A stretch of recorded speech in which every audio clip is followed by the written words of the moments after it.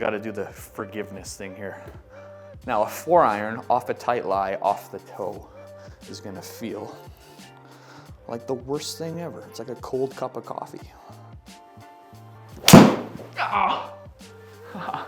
Ow. And it still goes.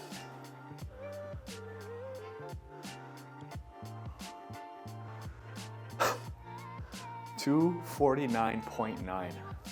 143 ball speed.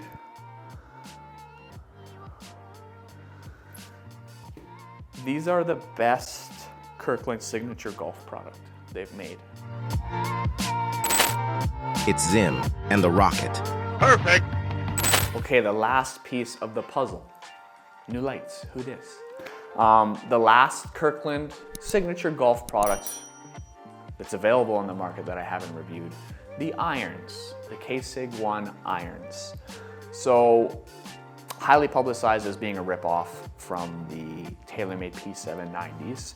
So they're a hollow body construction, kind of your game improvement player distance iron. They'd kind of fit in that mid-tier category.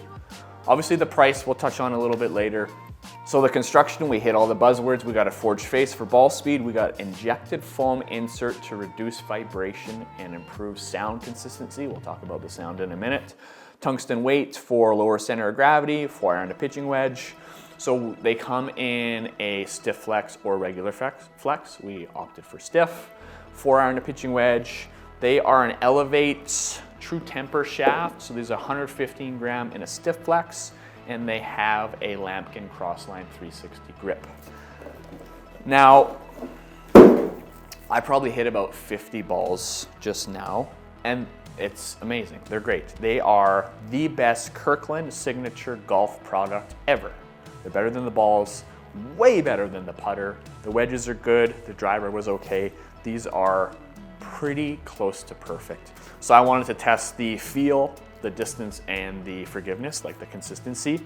So from our friends at Unicore, we're using the iMini Lite. We're synced with GS Pro, we're on the range. We're gonna start with the pitching wedge. We got it set at 150 yards, which is what my standard pitching wedge goes. And let's see how we do.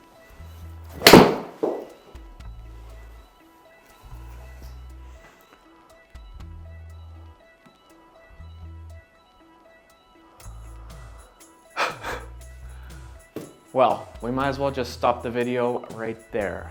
So 151, 147, 151, 8,000 RPM. That was high, 99. Yeah, that was great. They almost feel, I know they're not short, but it must be the size of the club head. They feel short, which I like.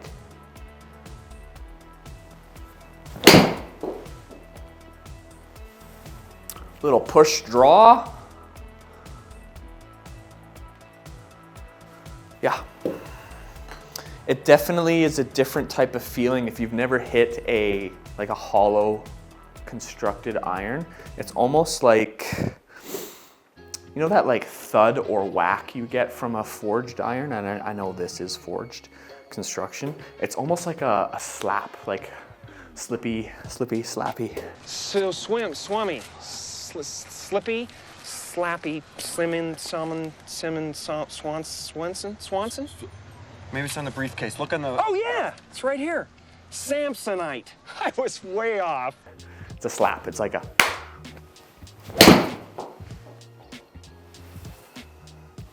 Tiny bit of a tug. Distance control is there though, holy.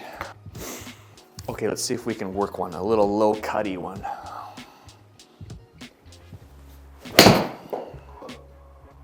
Yeah. Oh, that's fun. There we go. Yeah, it's very consistent. That's that push draw that I like to see. 150 yards on the money. Spin about 8,000. So I definitely like how they look at address. I thought there'd be more of an offset, which I really dislike. This is only like 2 mil or 3 mil of an offset. They're big, so it's definitely confidence instilling. Like it's a big club face. We got a good little wear mark on the sweet spot. Yeah, the feel isn't perfect. The feel is just, it's good. Okay, let's try some forgiveness ones here. Okay, we'll try forgiveness now. We'll try one off the toe here.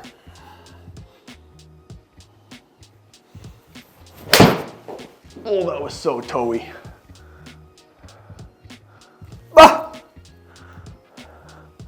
It was like there. 152 yards. 5 yards offline. Pretty good for a toe. Okay, now we're gonna go 8 iron. 8 iron for me should go about 175. Oh, did not hit that very good. Woo! And that is something that can traditionally happen with hollow constructed irons. PXG had a problem with that for years. Sometimes you catch one a certain way and it just flies. So that flew, was 171 carry at sea level, 181 here, 190 total distance. That's too much. There we go.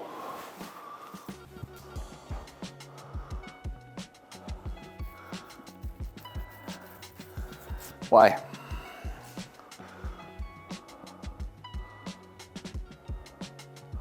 Why is an 8 iron going that far? 175 raw carry, 186 at elevation, 195 total. It's too much. Okay. Forgiveness. Off the toe. Oh man, nothing feels worse than a toe strike. Of course that moves left. Distance is still there. There's the mark. 187. How? Okay, now if you want to see something ugly, this is a 4 iron. Nope, that's a 5 iron. I don't play a 4 iron. I play a 5 iron and a 3 hybrid because I'm an old man. We'll talk about hybrids a little later. And this actually looks kind of scary. Like there's barely an offset. It's a bigger head, which is nice. You know, most players now, not most players, but a lot of golfers now are using driving irons or hybrids in the place of a 3 or 4 iron. So off camera, I can't hit this thing for the life of me. I don't play a 4 iron, which is no excuse. Maybe the specs are wrong. Like I usually play heavier X stiff. So maybe I'm getting something weird happening there. I cannot hit this thing. But we're gonna try. The pin is set at 240, which is ambitious.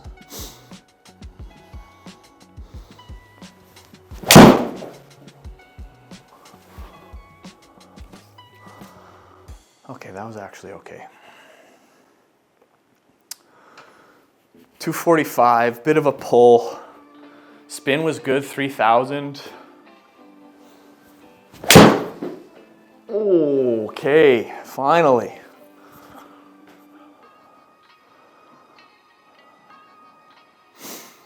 Okay, so a little bit long, same as everything else. So 230 at sea level, 240 here, 254, which is good. If you got a 250-yard fairway finder out of your set of irons, ooh, that is nice.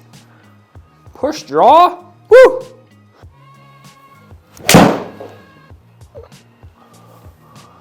Blocked it, but we don't hate it. 250.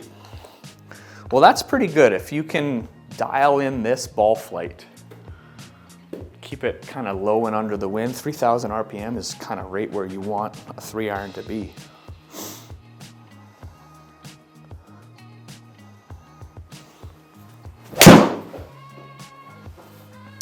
We'll call that a miss hit, a little chunky pulley.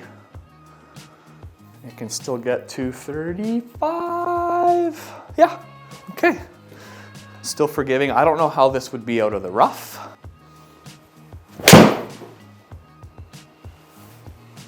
Yeah. Okay, we're figuring out how to hit a 4 iron now.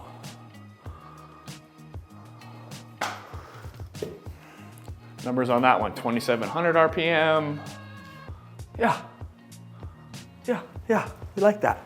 140 mile per hour ball speed.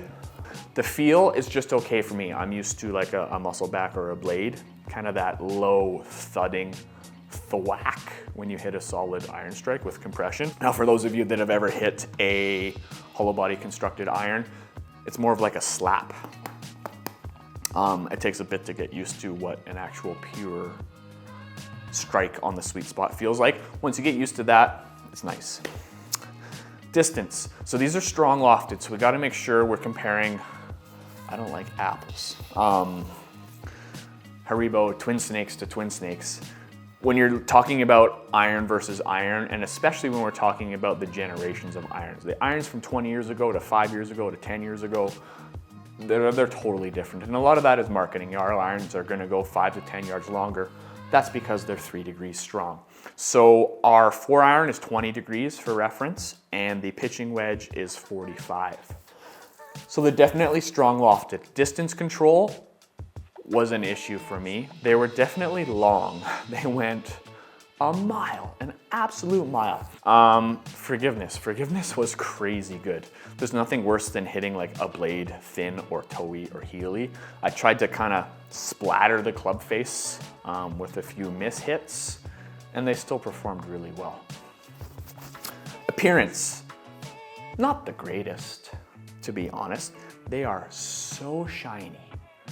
Like talking about orbs and drone sightings in New Jersey and stuff, if you shined a light on this and put it in the sky, people think there's UFOs. It's too bright. It needs to be polished. It needs to be a little bit duller. At address, they look good. It's less of an offset. I thought it would have more of an offset. There isn't much of an offset. It's only 2 mil to 3 mil, depending on which iron. They are a big iron though. They have a large footprint, which is confidence instilling when you're looking at it at address. This is nitpicky, but I do this with every Costco Kirkland signature. Don't make that red next time.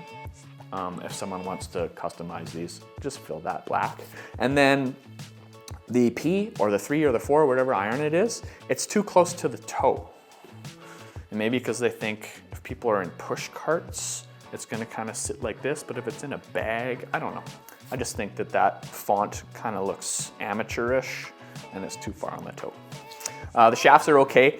So this would be stiff, as soon as you get above 100, 105, 110 mile per hour swing speed, you want to step up to an extra stiff. So you're going to find some inconsistencies with your longer irons if you're swinging faster. And that's what I found. I had to really figure out how to hit the 4 iron. You kind of have to hold off the face so it doesn't rotate. And they're a little bit lighter than I'm used to. These grips are good. I've never really bought lambkin grips. Yeah, they're fine. Mid-size, feels good, no labels or anything, pretty clean. I don't know why they went with gray instead of black, but okay, pricing. So they're gonna sell a boatload of these. Like most Kirkland Signature products, it's only gonna fit Golfer A. And if you're not Golfer A, they're not gonna be for you.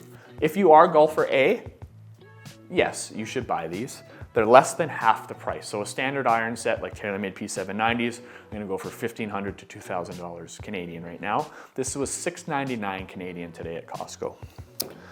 Of course, there's no customization, so it's the standard lie, the standard lofts, standard shafts, standard grips.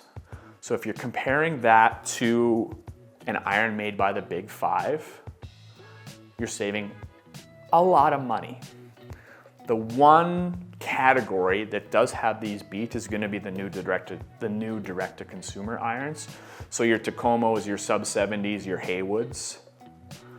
Those are going to be about the same price as these, and most of those manufacturers do offer A, custom fitting, or B, customization on their website. And your irons are going to run about $600 to $900 depending on which ones you pick. So this would definitely be at the bottom of the barrel, but as far as dollar value per quality, consistency, and a serviceable golf club, yes, buy them. They are great. Buy them for your dad. Buy them for your stepbrother.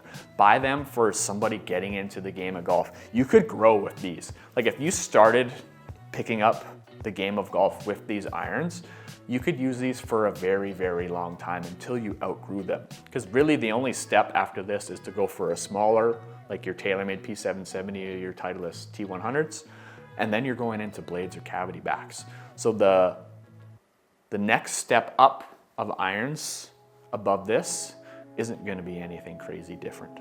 Okay, so I've got a lot of questions. Not really, I get 0 questions. A question that I'm going to ask is, what's next for the Kirkland Signature golf line? And it has to be a hybrid. It has to be a hybrid. I know when I was reviewing the wedges, I predicted the driver, which isn't that far of a stretch. And I had this bold claim that I put an extra stiff shaft in and game it. I'm not gaming it. But if they make a hybrid, I will game it, because my current hybrid, and this is one of my favorite clubs in my bag, is just a stock Ping G400 with a stock stiff 70-gram shaft. So I like being a Ping person, and I like people that are Ping people. So that's one of the things that's gonna keep this in my bag forever. But it'd be sweet if they made hybrids, and those are what they would sell a gajillion of, because everybody's playing hybrids. It would probably be, I'm gonna say it's gonna be 169, maybe even 149. Hybrids, Costco Kirkland Signature. So let me know what you think. If you've tested these, what's it gonna take to take your existing irons out of the bag? Do these have to be cheaper? Do there have to be more shaft options? What's it gonna take for you to be a Costco golfer? Okay, thanks for watching. If you haven't seen it, I'm gonna link it. I got a new series on this channel called Master Shots. Me and my buddies are trying to recreate some of the most iconic golf shots of all time. Next week's is a doozy. Make sure you watch it. Thanks for watching. There's a helicopter flying by. Sunday night in Bonas.